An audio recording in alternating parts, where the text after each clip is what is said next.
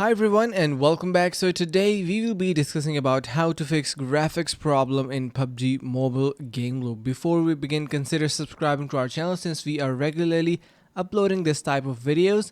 So now if you are facing graphics issues, I have this best settings for you guys. What you're going to do is simply auto run at startup. You're going to be disabling this.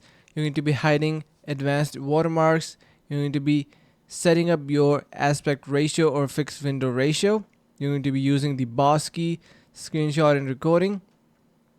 And then you can see you need to enable rendering cache, folder global rendering cache should be enabled, and these four settings should be enabled, the rest should be disabled, and set the rendering mode to auto instead of OpenGL or DirectX Plus, or then you need to be setting your engine settings to automatic, processor to automatic, resolution, screen DPI, and so on. So once you set all these settings, eventually you will be able to get the best out of it. You can see some more settings in here as well.